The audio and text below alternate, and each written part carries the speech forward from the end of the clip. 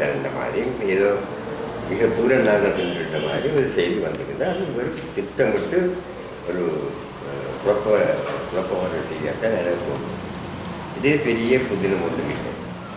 தமிழ் கூட்டணி தமிழ் தேசிய கூட்டமே இவ்வளவு காலமும் மக்களுக்கு வழிகாட்டுவதாக நன்மை செய்வதாக சொல்லி பார்லிமெண்டில் செயல்பட்டாங்க. அதாவது பேசுகிற மாநில சபை தேர்தல் தான் சேர்ந்தான், மாகாண சபை தேர்தல் தான் சேர்ந்தான், உள்ளூராட்சி மன்றங்கள் இருக்கின்றன.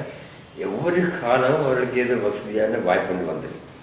அந்த வாய்ப்பை வச்சுட்டாத புதா இல்லாதையும் சொல்லி ஏதோ தேர்தலே முன்னோட போயிடுறார்கள். இப்படி எத்தனையோ வருஷம் கிட்டத்தட்ட 2004ஆம் ஆண்டு எந்த பொய்யிலும் புரட்டிலும் தான் தமிழ் தேசிய கூட்டணி வளர்ந்து வந்தது. இதில் ஒன்று நீங்கள் கவனிக்கணும், நான் இந்த இனப்பிரச்சனை தீர வேணும் என்றதில் மிகவும் ஆர்வம் கொண்டபடியினால் இவர்கள் விடுகின்ற குற்றச்சாட்டுகளை நான் சில சந்தர்ப்பங்களை சுட்டி காட்டுவேன். உதாரணமாக ஒரு சிங்கள இராணுவ வீரருக்கு எதிராக ஒரு வழக்கு இருந்தார். சிங்கள இராணுவத்தில் ஒரு சிங்கள வழக்கறிஞர் எங்களை பார்லிமெண்ட் வேறு கூப்பிட்டு, உங்களோட பேர் என்ன, நீங்கள் எந்த காரணமாக விசாரிக்கல இப்படி கேட்டுலாம் கேட்டு ஒரு கேள்வி பத்திரிகை செய்திகள் இருந்தால் நீங்கள் ஒரு ஆர்வம் பண்ணுவேன், ஒரு செய்தியை காட்டு, இது நீங்கள் விட்ட செய்தானே, இதில் என்ன சொல்லியிருக்கீங்க, நீங்கள் கூடுதலான ஆக்களை இப்படி தான் கொண்டாங்க, இது போதுமே வழக்கத்தோடு கிடைக்கிறது, அந்த அடுக்கு வழக்கு. அப்போ இப்படியான முட்டாள்தனமான எத்தனையோ சம்பவங்கள் எல்லாத்தையும் நான் தெரியாத கிடைக்க வச்சு இது ஆக எல்லையை மீறி போய் ஏதோ தங்களுடைய ஒரு சாதனையை தங்களுடைய ஒரு ஒரு ஒரு ப்ரோக்ராம் பழுதாக போகுதுன்ற ஒரு பயத்தில் ஒரு குழப்பத்தை உண்டு தான் இந்த செய்தி வந்திருக்கொழிய வேறு எந்த நோக்கத்தோடு வரவில்லை. இது இந்த செய்தியில் எந்த பெரிய பெரிய ஒரு புதினமோ அந்த ஆட்சியப்படுறதுக்கு வேண்டிய ஒன்றுமில்லை. ஒரே லண்டனை போயிட்டு வருவார், இங்கே வந்து என்ன லண்டனில் யார் எடுத்தீங்க அது உங்களுக்கு சொல்ல தேவையில்லை, அது நாங்கள் அவர் பெரிய சின்ன போதும். இப்படித்தான் நடவடிக்கை போயிருக்கு. ஒருத்தர் சொல்லிக்க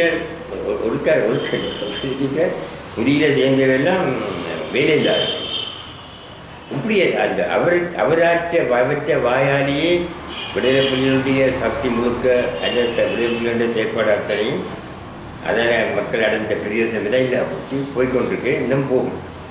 இனி எல்லாம் முற்றும் போக முந்தி நாங்கள் விழித்து விட்டோம் என்ற காட்டுறதுக்காகத்தான் நான் ஒரு நடவடிக்கை எடுத்தேன்.